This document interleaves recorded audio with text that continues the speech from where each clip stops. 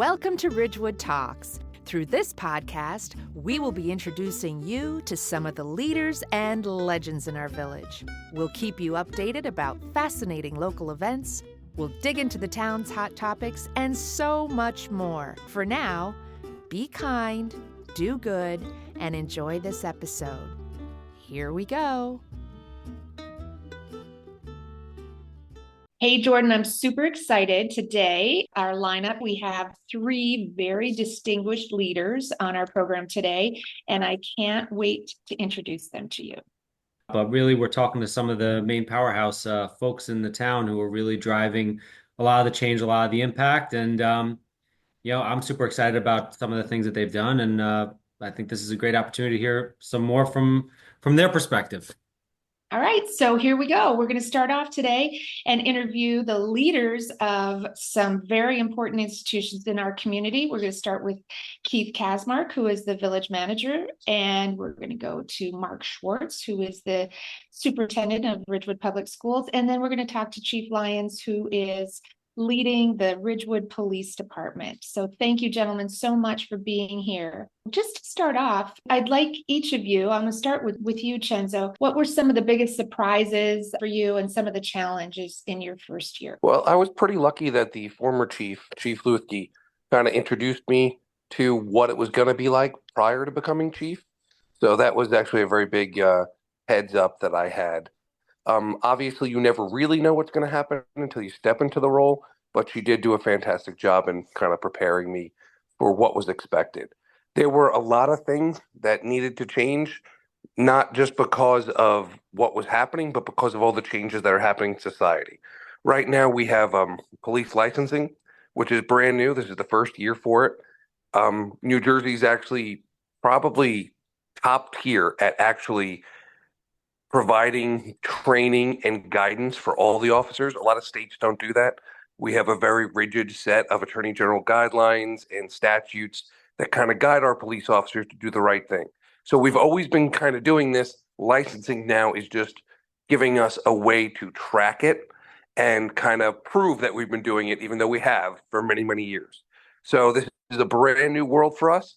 And I got to say, it's been taking a lot of time, but it really does show that the police officers in Ridgewood and all of New Jersey are really maintaining that top tier level of training. But I don't think I expected how labor intensive it was to actually go about and prove that every single one of the officers has 19 to 20 different trainings per year. That's a lot of training.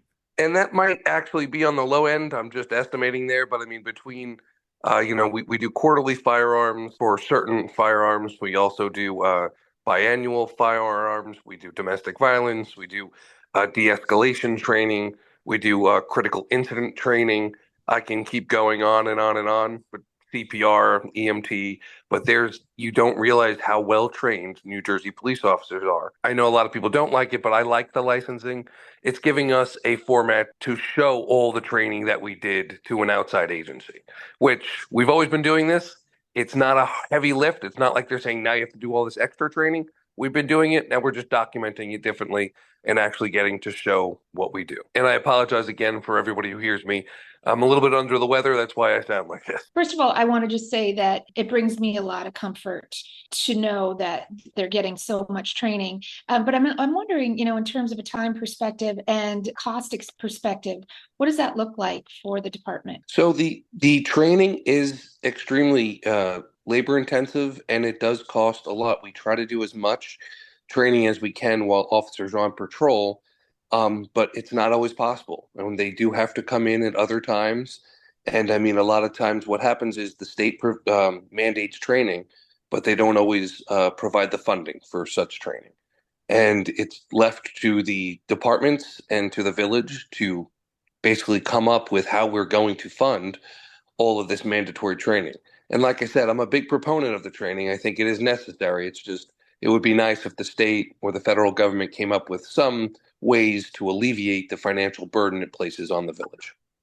Right. I'm sure that's really challenging for you to kind of rearrange some of your expenditures within the department because of it, right?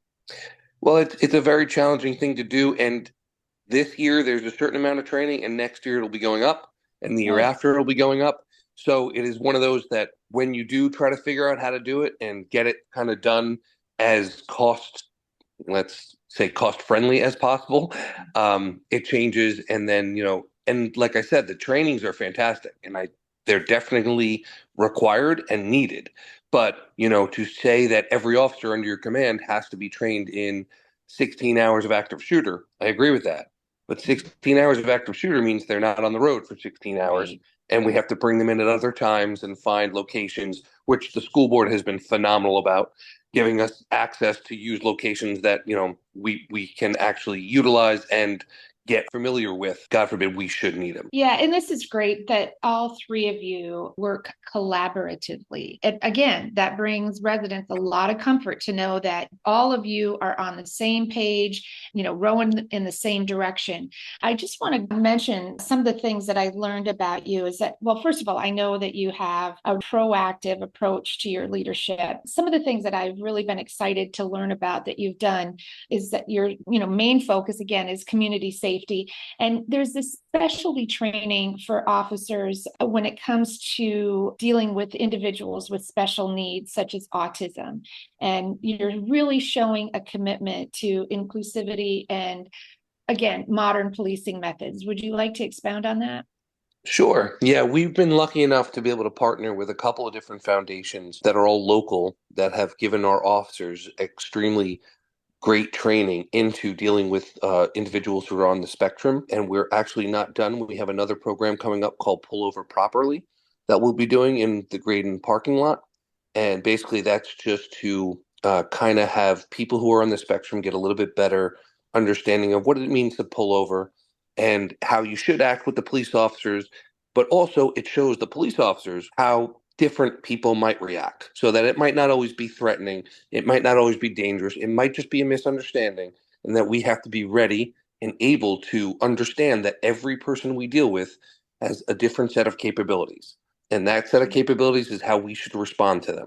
That's why I'm very heavily focused on the training, not only with people on the spectrum, but also just de-escalation in general. Some people, you might not know what they're going through or why they're upset, and we need to be able to step into those situations. We still have a job to do, but we can step into those and de-escalate them and make sure that the people know that we're there to keep them safe and everyone safe, and we're not a hostile force like some people unfortunately believe in other areas. They look at it's like an us versus them mentality.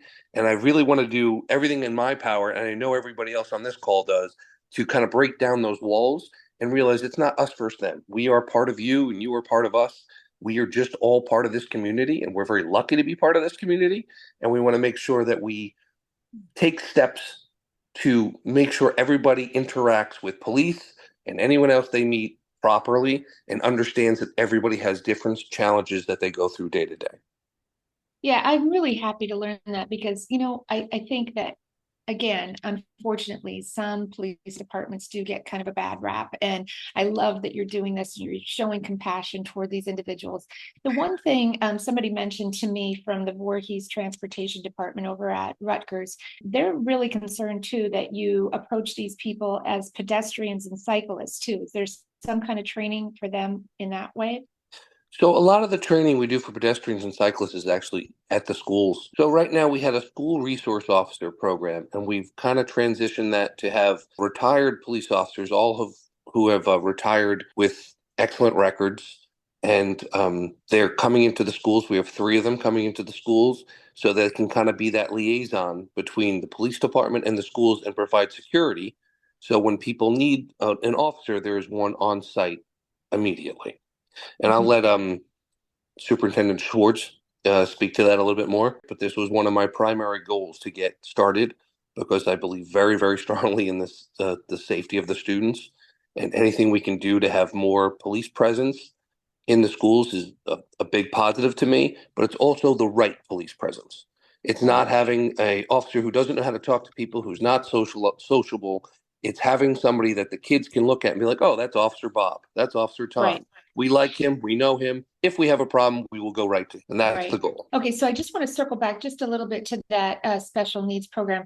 What the Voorhees transportation representative was concerned about is that if the special needs people are out walking and are looking suspicious in any way, that same approach as the politely pull over is also done with them as they're walking and So yeah, cycling. the last training we did with the Joy Do Foundation, which is right here in Ridgewood, we actually did a bunch of different scenarios. Not all were motor vehicle based. Good. Some were just that the officers respond to someone acting suspiciously in a park.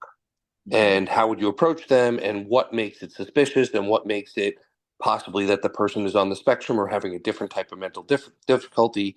And that was the primary focus of that, was that we run into police officers, especially run into people in every walk of life, not just on motor vehicle stops, in parks, in restaurants, and generally when people are having their lowest moments, for lack of a better term. So this training just kind of bridged that gap of, when you get called to that suspicious person, you don't really know what's going on yet.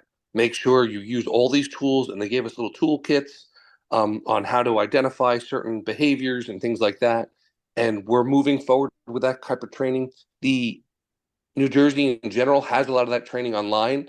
I wanted to take that next step and actually do the in-person training, because it's one thing to do a PowerPoint or an online presentation. It's another to actually interact with people who have these challenges and different abilities, and make sure every one of our officers knows how to actually deal with that. Well, and I think that typical people out there, when they see that you are showing compassion, I think it's really a plus for the department. And is it true? One of the things that I was informed about is that you're introducing an informal uniform policy to kind of help. For some of the detectives, command staff, and like the inside guys, if you've noticed, we're wearing more of a khaki pants and a polo shirt, rather than a lot of people have expressed concern, and this is going back into 2020, 2021, that the police look very much like a occupying force. Now, while that's unavoidable in certain circumstances, some of the patrol officers, they have to wear their vest. That's required, and it looks a little bit more aggressive. But some of it can be a little bit more, a baseball cap instead of the trooper style hat. The vest that can not just look so militaristic. It can look a little bit more like the uniform. So we've been trying to do that just to make everybody, all the police officers, look more approachable. It's a hard transition to do, because some of the gear we have to have, we have to have. So, the taser is never going to look friendly and approachable. But the idea is to try to make the officer look friendly and approachable regardless of what gear he works. And we've taken great steps. And again, I'll let the superintendent speak to this. For the officers that'll be in the schools, will be in maroon polo shirts with khaki pants. So that will really cool. fit very well, I think, in with the maroons. That was, a collaborative effort to make it look as, as community oriented as possible. I think one of the things as you talk about this stuff, Chief, is there's so much nuance to how police kind of have to act within the community. So many ways they have to think about not only safety, but also approachability, what people are going through.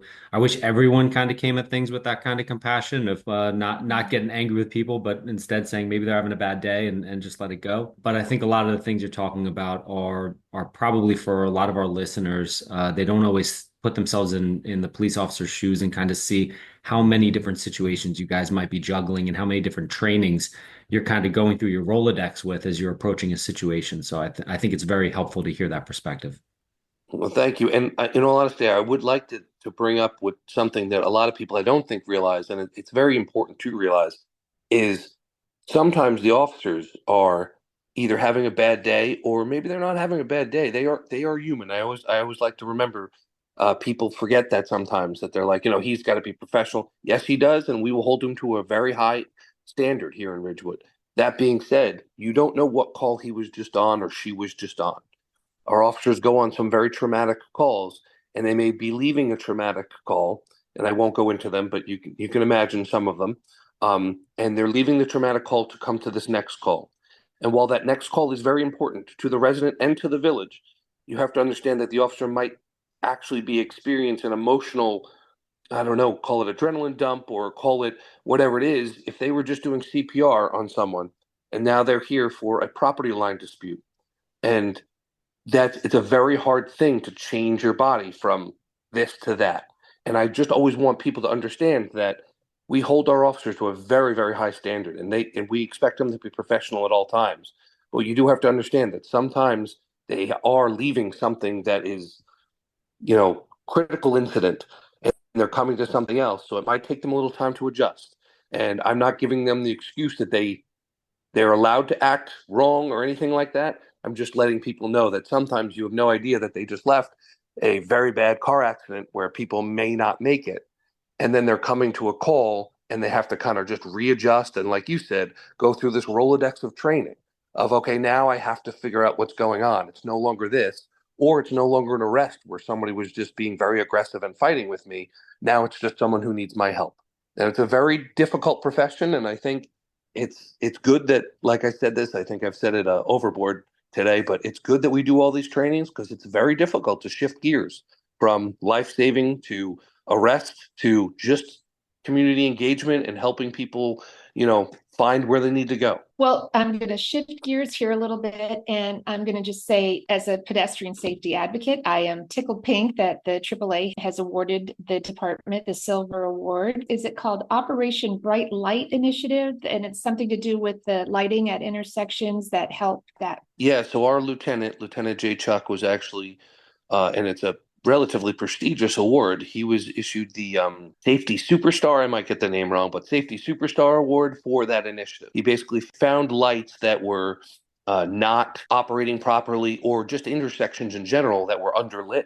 And he worked with PSE&G and the signal department, and he got these intersections to be lit for pedestrian safety. And so far, it actually has, because we've been tracking it, it has had a very positive effect with less accidents at those particular intersections. That's awesome. That is great. And, we can go on and on. I want to get to Mark and Keith. So we're going to have you back on the show another time, and we'll go into depth about a lot more things that you're experiencing over there at the police department. And I'm going to move on to Mark, and I want to hear from you and hear what some of your surprises and challenges were in your first year. And by the way, welcome. Thanks so much, Jeannie. It's great to be here. Love Ridgewood. This has been such a really fun surprise for me to have had the opportunity to come and join Ridgewood. I'm not from Bergen County.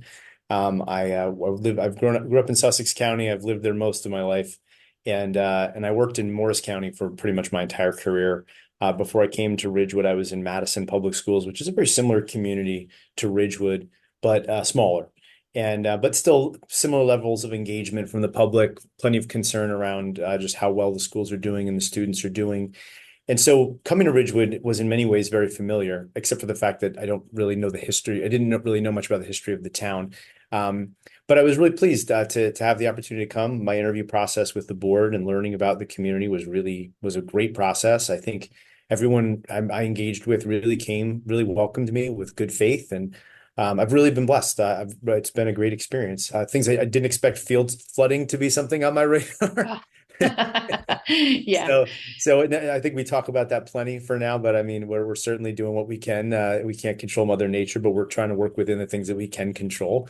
So I've learned a lot about the DEP and a lot about flood mitigation and all that. But again, like I said, everyone has just been really welcoming, and we had several leadership transitions prior to my arrival. So people, I think, were really ready for someone with experience to come in and just try to be consistent and get the debris pulling in the same direction.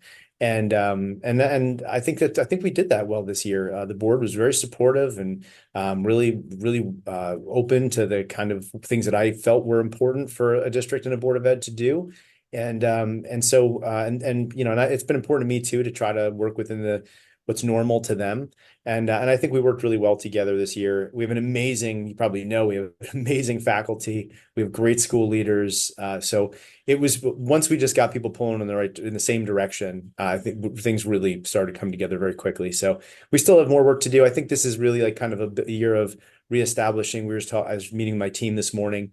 Now that we're really getting the team fully together and getting all of our spots filled, we're really focused on at this point, reestablishing standard operating procedures, ensuring consistency of practice, quick turnaround times, good project management and issue tracking, making sure that not only are we resolving issues, anticipating them and planning for the future, but also making sure that we close the loop with communication and that we're shifting from being appropriately responding to the issues that we're dealing with to really more shifting it from trying to plan while responding to the challenges that we have to really get into a place where we're well ahead of problems before they come.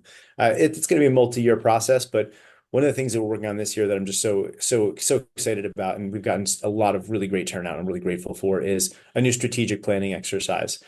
So the last strategic plan that we had just wrapped up last year, and despite all the leadership transition, there were a lot of really great things that came out of that plan, particularly something that we don't talk about a whole lot because it was the genesis of a long-term effort, is our district has put together with all of our educators a series, like basically a framework for setting forth what the best academic habits of work are for students. And so despite all the different things that come to our attention because of trends and because of public concerns in the background, because that strategic plan, some really wonderful work was done. And right now, K-12, we have a common framework for what makes for an effective student.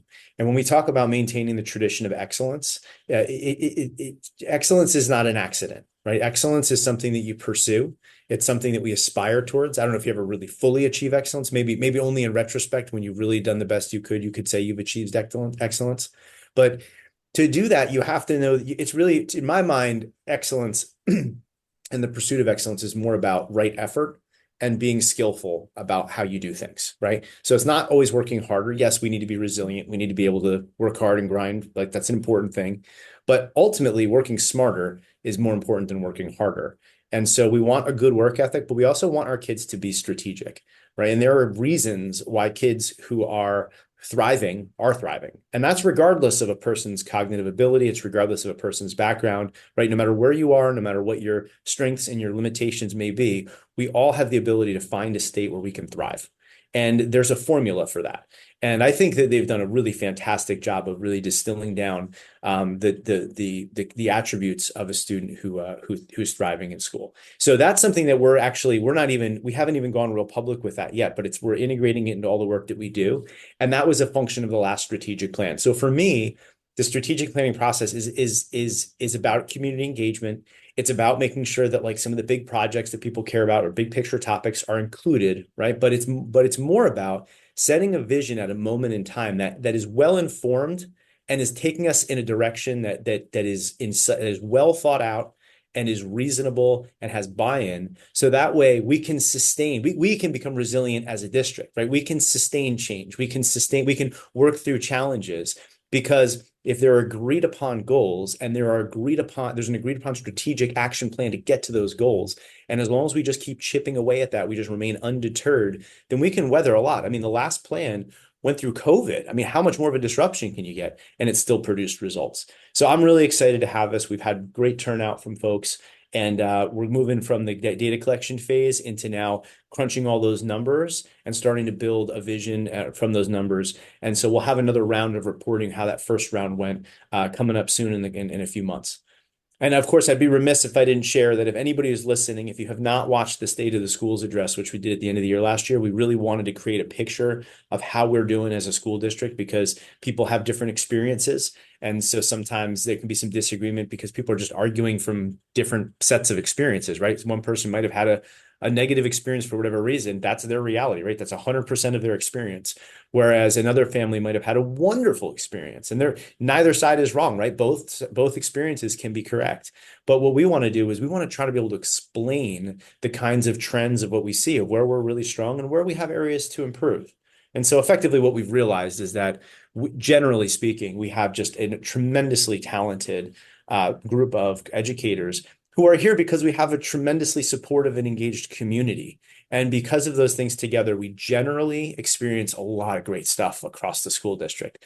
But I'm a systems guy, and I think it's one of the reasons why this is a good fit with me coming, because we have plenty of systems, but at this point in time, we have a lot of work to do to really norm those systems, make sure we have consistency across our schools. And again, not put the people in lockstep. We want our educators to have license to be artists of their craft. But at the same time, we do want to make sure that there's equity of experience for our families and our students across our schools. We don't want anybody to have a bad experience in our schools. We can't meet everybody's needs perfectly all the time, right? But we can strive to do that. And we can have systems that are ready to adjust when things don't go exactly correctly. But again, we need systems to be able to provide that level of quality control and that level of excellence. So that's kind of what I expected, was that we'd have this challenge, and I'm grateful for where we are. And we're really kind of right on track with where I hope to be for this year. It's very encouraging. I've been to a couple of those strategic planning sessions, and they really are very informative. The theme that seems to run throughout it is that parents are very concerned about the mental health and well-being of the student. So I'm wondering if you can tell us a little bit if the later start times have been helping any of that, and if there are any studies that are telling us pros and cons of later start times. And then also, I think what I'm getting from my involvement with these strategic planning sessions, I sense that parents are sort of trying to find their footing. They just went through a traumatic experience with COVID. And then again, not to play it lightly, going through the transitions that we did at our district, going through two very well-respected people in our community who resigned and moved on in such a short time during such a critical time in our country and the world with COVID.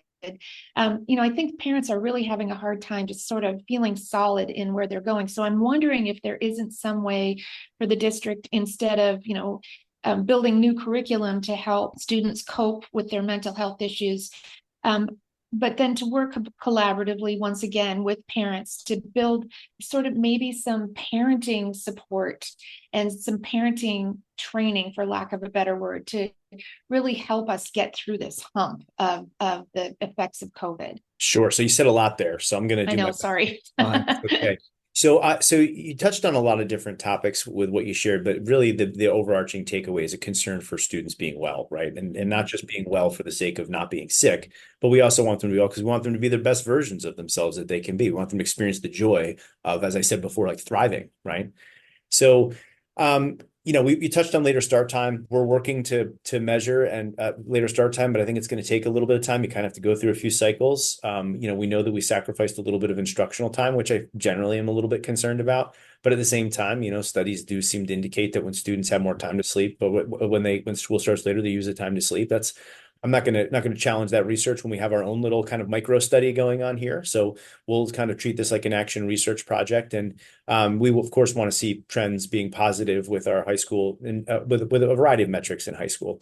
The State of the Schools address worked to really create a baseline for what those metrics are. And I would, again, encourage everyone to take a look at that. But we also did a lot of student surveys, and as well as faculty surveys and parent surveys. But we really focused on the student surveys, and we disaggregated by different subgroups to try to get a sense as to what the trends of experiences are. And the results are pretty interesting. But really what it comes down to for me, and we could talk about this for hours. I know you've got a hard stop here, and Keith hasn't even had a chance to talk yet. So sorry if I'm dominating too much here, Keith. But the thing that I wanted to bring up is, and I've been promoting this, and I just really can't promote it enough, is there is a pretty good amount of research around emerging research in this 21st century around what makes people thrive. And the titles, for whatever reason, that I've found most impactful are not ones that are making it into the bestsellers list. And I think that Jonathan Haidt, I think, did a wonderful job of raising an alarm bell with the anxious generation about what's happening to our kids. And I think that's a really important message. Everything from being able to play physically, like physical risk being an okay thing as long as it's calculated and controlled, right? And the dangers of too much technology use and how we haven't really been thinking about that well, and distractibility. I mean, that's all really powerful. But again, that's he's raising an alarm bell about what is making our kids not well, right? And that's important, but I'm really interested in what makes people thrive. It's good to avoid, it's good to know what to do when you're sick, right? So that's been a passion of mine for some time. And I was thrilled when I came across the research of Martin Seligman. He wrote Authentic Happiness. He's pretty much regarded as the father of positive psychology. He started the master's program for positive psychology at Penn. And but he wrote a book that really doesn't get a lot of attention. I talk about it all the time, called Flourish. And it was in 2012 he put it out. And he presents a model of well-being. And for those who've heard me talk about it, I'm sorry, I know I talk about it all the time, but it's still the prevailing model of well-being for me. And he basically said that there are basically 5 facets by which in all of his research, decades of research, that people pursue wellness. And I kind of take it I take it a step further, and I kind of think of these as like a checklist of like 5 things that we all need to be well. He argues that these are different pathways for wellness, but they're effectively positive emotions. Like we have to like have some fun in life, right? They're engagement. Like we have to be able to like get focused. That's what Jonathan Haidt was talking about. Like like phones keep us constantly disengaged, right? We're constantly interrupted, but being able to focus on a task. The R, it's the PERMA model, he calls it. So it's the R is relationships, positive relationships, tons of research around the importance of positive, supportive relationships. M has to do with meaning. We all know like purpose, having purpose in life. That's also very well researched. But the big thing that he throws in there that's so important for schools is he talks about achievement. And so often, and I think it's a function of our kind of sick-oriented culture. Like everything from a medical profession, we're so focused on treating sickness that we often bifurcate the concept of achieving as like working against being well. And the idea that like, well, if you're going to work this hard, then you have to rest this much, right? Because work wears you out and rest builds you up, right? But when you get into the details of like what makes us well, that's not exactly true. And it is important to have some downtime. Like the brain does need to rest. We need to sleep. But a big driver for us that keeps us going is when we find success in something, right? And forget school for a second. Think about your favorite hobby, right? Let's say you want to get into like crocheting, right? If you are terrible at crocheting and every time you go to crochet, you fail, you will not feel very good about yourself after you try crocheting, right? And that's why people tend to be attracted to activities that they can thrive in, right? Because when they can see progress and growth, they feel good about themselves. That ties back to the research of Bandura and self-efficacy. When we feel like we can learn and we can do hard things and we can achieve, we feel really good, right? So all this talk about wellness is not about reducing demands and expectations. It's just about making sure that we have the resiliency factors and the well-being factors in place so that way we can tolerate failure while we look to achieve. And that to me is the whole big thing. It doesn't sound as dramatic as like the anxious generation and all that, but like it's really well researched and it just makes sense. So that for me is what I think we as this community, we need to kind of end this false dichotomy that wanting our kids to be successful in school works against their well-being, and that being well means that they're going to be able to do better, right? If you reduce one real easy way to kind of like make everybody be less stressed is to just reduce the stress. But we need stress in our lives. There's a concept called anti-fragility. We need stress in our lives to be able to become strong, right? If you want to get big muscles, what do? You got to get some resistance training in, right? You've got to actually work against something to justify the growth. So that's how I like to look at it all. And I think that when we talk about wellness, I think we have to just be very careful that we don't fall into a trap of saying that like, well, achievement works against wellness. We have to be able to raise up both. And and right now we're going to be talking about district goals with the board in my next meeting. And that's going to be a point of focus is we're going to have these support goals, but we're also going to have these academic goals because they're both important. That was awesome. I think if every parent in the school could listen to that 5 minutes, and like that has a lot of impact for me as a parent who's, kids are in school and going through the whole system. There has to be a little bit of a push for them to achieve as well as care to make sure that as they're going along, they're okay. And I think you put it very, very eloquently. The only question I have is, how'd you know I'm frustrated with my crocheting hobby? And that's Yeah, that's funny. Thank you for sharing all of that because that was just incredible. And I will say this too, one of the things it's so important for kids to achieve, but it's also really important for them to fail and know that they can rise above that. So tying back into Jonathan Haidt's book, his co-author was Lenore Skenazy, and she's actually presented at our district, and she has a program called Let Grow. And what it does is it really encourages kids to do age-appropriate activities. if you're 11 years old and you haven't figured out how to cross the street safely, you got to do that. You got to get prepared for life, because a lot of us prepare our kids for college and we forget that we're actually preparing them for life. So we got to be able to let them stumble. We have to let them fall. And the excellent piece, it looks different for everyone because, like you said, we're all differently able. So I am thrilled to have somebody like you at the helm at Ridgewood Public Schools. And we're going to have you back too, because we're going to dig into some of these issues and really learn more about how there can be more community engagement. I think that's really important for socialization with our kids, and maybe have some kind of a mentoring program. So these kids are not afraid to talk to adults outside of their teachers and their parents. So thank you so much for adding so much value to this. Other conversation that is so important, which just to tease that a little bit, like we have got to get back to some basics for our kids' sake about human interaction. And it's more just, and since there's a little bit of soapbox going on here, I'm going to stay on it for another minute here.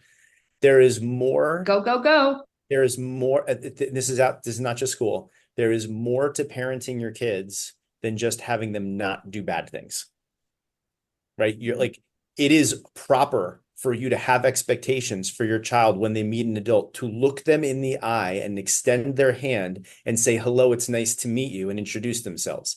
Like, that should be a basic. And it is something that is very rare today, but but you're not being an obsessive or controlling parent when you expect your child to engage in what are commonly accepted appropriate social norms.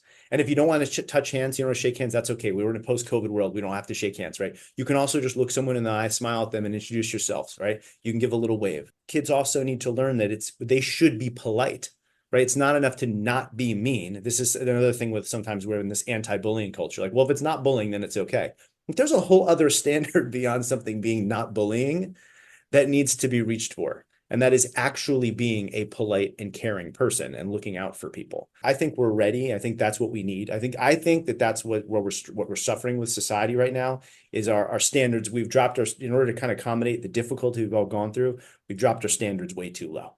And I think it's time to just bring them back with the right amount of support, care, and compassion, and so that we can all just get back to many of the good things that many of us knew when we grew up. Right. And I think those strategic planning sessions are really helpful because you are wrapping in a lot of the community leaders, just ordinary residents too, which I think is great. And one of those community leaders that has been in one of those strategic planning sessions is our village manager, Keith Kazmark. So it's your turn, buddy. Tell us what your biggest joy and challenge was about your first year at the Village of Ridgewood. Well, it's been a very exciting 14 months here. I get to work with a dynamic group of people in our department directors who all do a great job. One of the takeaways over this just over a year time period that I've experienced is that we do have a very capable staff. We have a great group of employees. Nothing's ever perfect, as we all know, but collectively, we have a very talented and capable group of people that service the village each and every day. One of the things that, Jeannie, because you and I have spoken about this even offline, but communications was definitely something that needed to be improved upon. I identified that pretty early on and very proud that we were able in February to onboard a director of communications and special projects in Carol Balkowski. She's a Ridgewood resident, raised her family here, very in tune and aware of what the needs are, what the expectations are of the residents here in Ridgewood as far as being shared information.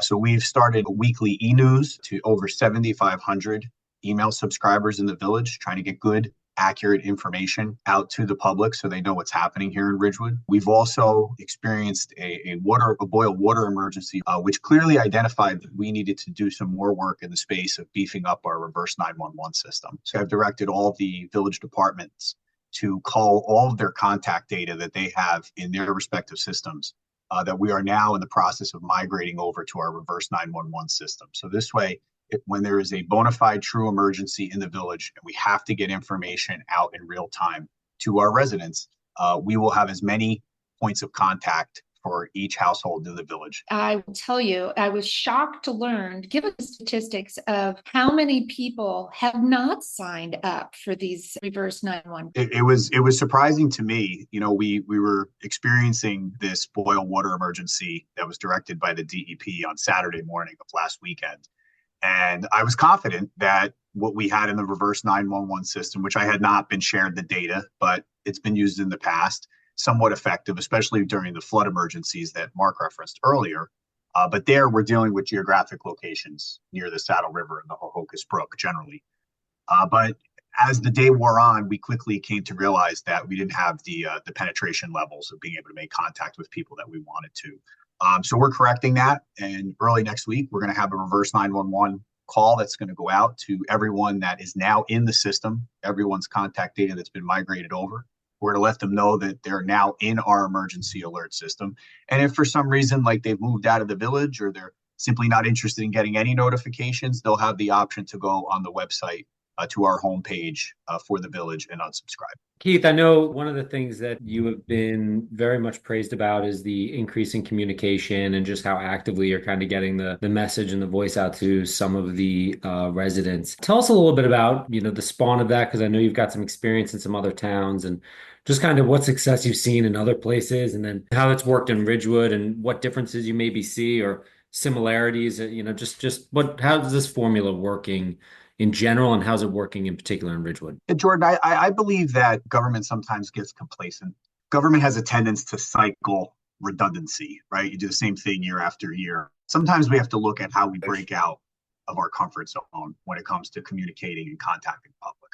And we need to be guided by technology and what tools are available to us. For example, as I talked about the reverse 911 system, we're now not only going to send out reverse 911s by robocall. We're also going to include a text message component and an email component with the exact same message. So we're trying to hit as many points of contact as we possibly can. But this is not something that's unique to Ridgewood. I just think that we need to take it to the next level here because as both Chenzo and Mark have indicated, there's a tremendous amount of engagement, more so than there were in the 3 municipalities where I served before. There's a hunger and a desire for information. They want to know what's happening, especially in their neighborhood, but village-wide. And that's something that we have to make sure that we're delivering on. The other thing I'll tell you is that this goes beyond just, emails and phone calls, traditional mailed out letters to notify a certain neighborhood of, let's say, a sidewalk project that's being installed in their neighborhood. It also goes back to building relationships and having not only myself, but the village council members and also our department directors building relationships with people in the village, and not just people who live here, but business owners, people who have invested in the village. We need to build those relationships so that they're strong and so that we're seen and known as being accessible. So people, when there is an issue, drop an email. If you have a speeding issue on your street, you should feel comfortable dropping an email to the chief of police and letting him know that this is a concern in your neighborhood. And I like to think that we've started to build that. I get dozens and dozens of emails per week. I encourage people and give out my card. As a matter of fact, Jeannie, the man that was sitting in front of you at the council meeting Wednesday night, who had a safety concern at the train station, I gave him my card, and we're setting up a meeting next week to walk that area so that we can address his concern and see what the problems might be there. But it's not just about hitting send. It's also about building relationships with the people you serve so that there's a level of comfort for them to come back when they do have a concern or a problem, and they can share it with the appropriate person. That's awesome, Keith. And if you had one particular thing, because I know you've done a lot in the year you've been in the post, I know you have a lot of exciting things that you're looking forward to. What's probably the 1 or 2 things you're most excited about kind of rolling out, either, in the next 6 to 12 months, or just things you think residents should really keep their eyeballs peeled for that are coming down the pike? Well, we're working closely with the Army Corps of Engineers, and in large part, that's thanks to Congressman Josh Gottheimer, who brought the Army Corps to the table. We need to get our arms wrapped around both short-term solutions for flooding and long-term solutions for flooding. And obviously, residential flooding has to be the priority.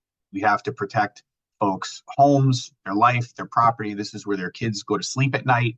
And we need to make sure that they're safe from rising waters, especially when we have these more frequent weather events. and you see what's happening right now in Florida, and you think that that could be happening here. But we also have to protect the village infrastructure and the school district's infrastructure.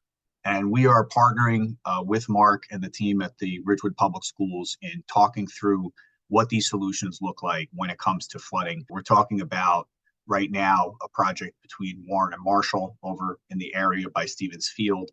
There's some flooding issues behind those homes there. That's more of a short-term project. How we affect long-term flooding along the Saddle River and the Hohokus Brook, that's something that the Army Corps is going to need to come in.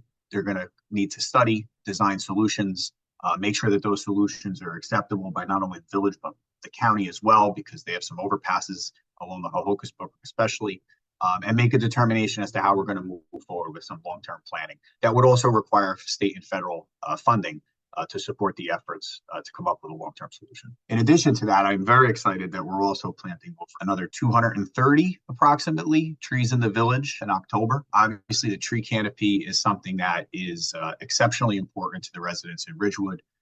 It certainly helps to not only provide the aesthetic charm, but all the environmental benefits of being able to plant trees. So we have another 12 trees going into the commercial business district, which will fill almost all of the tree wells downtown. And then we have 220 trees being planted in residential neighborhoods throughout the village. And that's on top of the 120 residential trees that we planted last year. So looking forward to that taking shape this fall. We're also in the process right now of phase 1 of the Glen sidewalk project. That'll only be a portion of Glen that doesn't have sidewalks. We have to get some county and state approvals to do the remaining area. But that's been a lingering issue of pedestrian safety in that corridor in the village. And we're also going to discuss awarding the bid for the Kingsbridge pedestrian bridge over the Saddle River on the east side. So the bids came in, they look to be in good order. They're within budget.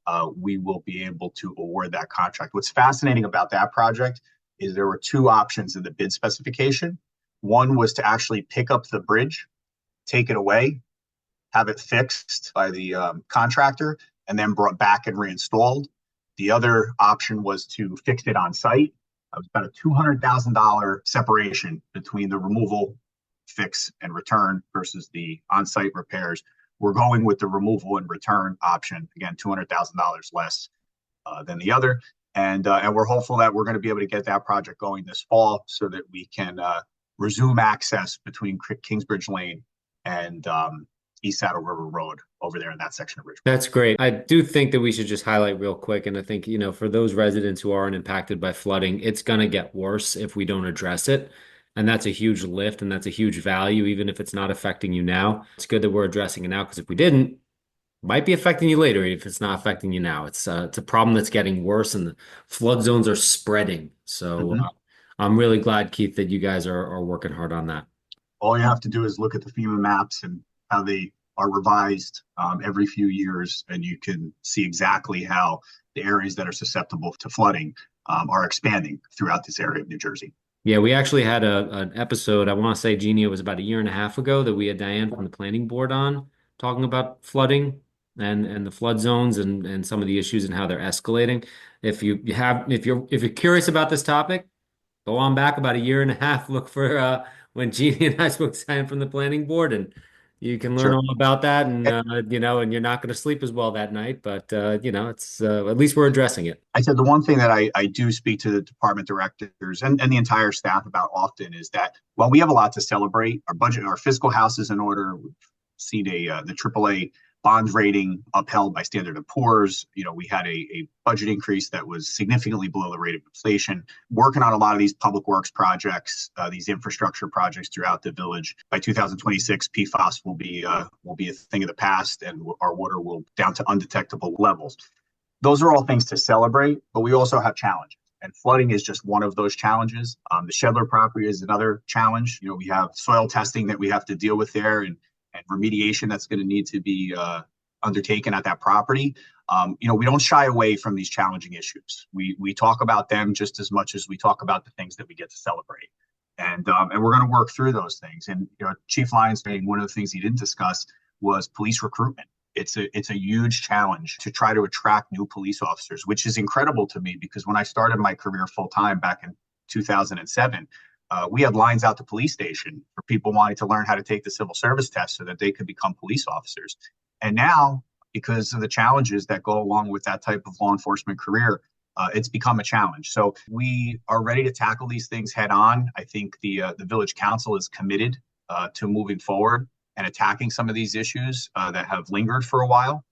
But at the same time, we're not afraid to talk about them, just like we are able to talk about the positive things that have happened in Ridgewood over the last year or so. Yeah, and I want to touch on one more of the positive things. Under your leadership, Ridgewood earned a sustainable Jersey bronze level certification. So I want you to tell us what that means for residents. And then I also want to touch on the town garage property, because that was just assumed by the village, right?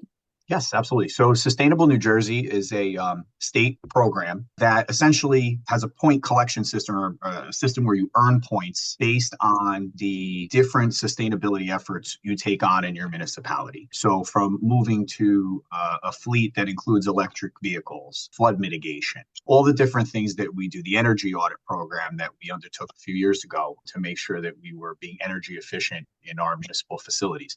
All these different things go to a culmination of points that we submit to the state. And then based on that, you're able to be identified as bronze, silver, or gold. And our goal next year is to move up to the silver level. I know our Deputy Mayor, Pam Perrin, she's working every day. She is truly passionate about the environment and making sure that the village and Ridgewood Water are both doing everything that we can to maintain a level of sustainability moving forward. And listen, the tree planting program that I mentioned earlier is a big factor in that. We are very unique in the fact that we invest those types of funds that the Shade Tree Commission has advocated for and the council has allocated to be able to plant this number of trees in the community. This is not done many other places, but again, it's another check on the checklist of how we become more sustainable as a municipality.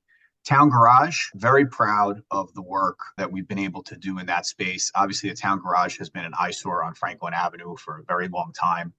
When I came into the position, we were already working through the courts on condemnation proceedings to try to have the village take over that property. Pleased to say that in the spring, we officially assumed ownership of the property, but just this month, we were able to approve the access agreement and the environmental cleanup agreement for the prior owner to go on site, do the environmental remediation, remove the building from the property. And then for the next 2 years, the prior owner will be required to do monthly testing that'll be reported to the DEP through their LSRP to make sure that the environmental cleanup is working and that property is being restored.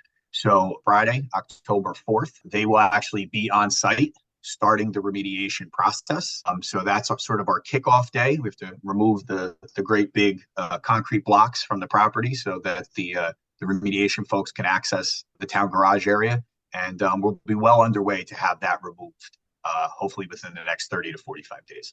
And then how long before something can actually be put in that area? And what are you proposing? In the court documents that were submitted by the prior administration to start the condemnation proceedings, there was talk about a pocket park. So I think that's very much still on the table. However, I think the council has wisely decided that they need to see what the environmental report that comes back from the prior owner's LSRP, that's the licensed site remediation professional who will oversee the environmental cleanup. Once that report is back to us, then we'll really be able to evaluate what can and can't go there. So I think that's an important aspect of this. In addition to that, next to the town garage on the parking lot that is owned by the village, we're actually removing a number of underground storage tank units from under the ground there.